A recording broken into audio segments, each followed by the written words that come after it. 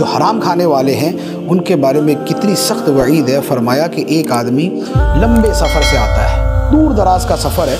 اور حالت یہ ہے کہ اس کے بال بکھرے ہوئے، جسم اور کپڑوں کے اوپر گرد و غبار ہے۔ تو جو مسافر ہو، جو پراگندہ حال ہے، اس کی دعا قبول ہوتی ہے،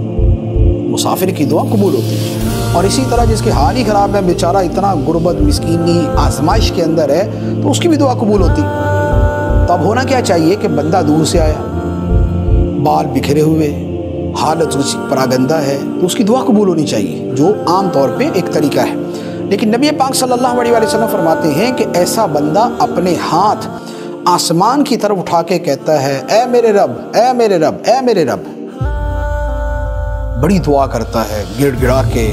اور تضرع اور عاجزی کے ساتھ دعا کرتا ہے۔ لیکن ہوتا کیا ہے، نبی پاک علیہ الصلوۃ والسلام فرماتے ہیں کہ اس بندے کی حالت یہ ہے، یہ جو مسافر ہے اس کی حالت یہ ہے، اس کا کھانا حرام،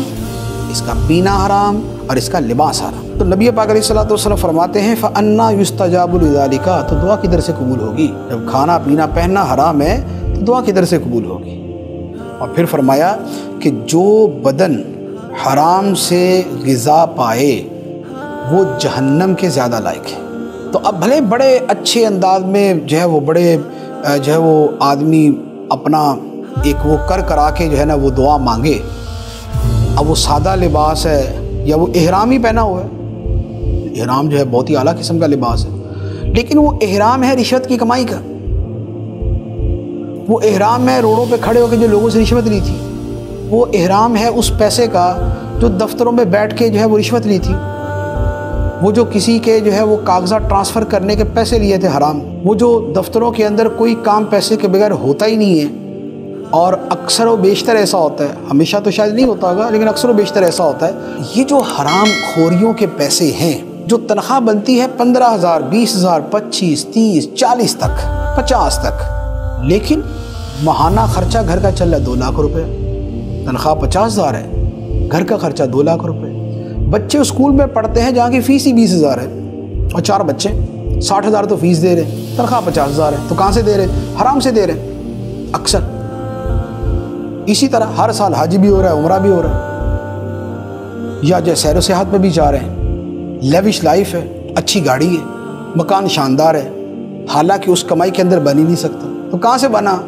most of the time that is from حرام، وہ حرام سے بنا۔ تو اب ایسے جو نمازی صاحب ہیں، ایسے جو معتمر صاحب ہیں، یہ بھلے جو ہے نا وہ اچھا سا لباس پہن کے اور یہاں سے بڑے عطر مل مل کے جو ہے وہ پہنچ جائے مکے مدینے اور دعائیں مانگے، اور یہاں سے کیا جانے، ہر بندہ جانے والے کو کہہ رہا ہے جی حاجی صاحب دعا کرنا ہمارے لیے، آپ تو عمرے پہ تشریف لے جا رہے ہیں، حتیم کے اندر کھڑے ہو کے دعا کرنا، تو یہ دعائیں کرے گا۔ لیکن جو حدیث کہہ رہی ہے کہ لباس حرام، کھانا حرام، پینا حرام، مطعمہ حرام و ملبسہ حرام و مشربہ حرام فأنا یستجاب لذالک، اس کی دعا کہاں سے قبول ہوگی؟ اس کی دعا قبول نہیں ہوگی۔ تو لہٰذا مہربانی کرے کہ کمائی والے جو حضرات ہیں، اچھا یہ اس میں تاجر بھی آ سکتے ہیں، تاجر بھی دھوکہ فراڈ کر کے لوگوں کو جو ہے وہ دھوکے دے کے اور خراب مال بیچ کے سب کچھ کر کے دھڑا دھڑ پیسے کما کے نکلا ہوا ہے۔ رمضان کا مہینہ آیا اور ہر گلا سڑا پھل دبا کے بیچا، ڈنڈی ماری فل، جانوروں کے گوشت کے اندر پانی بھر کے بیچا، اور اب جب اتنے سارے پیسے جمع ہو گئے تو اب آیا جی آخری عشرہ مدینے میں جا کے گزارتے ہیں۔ سب ایسا نہیں کرتے،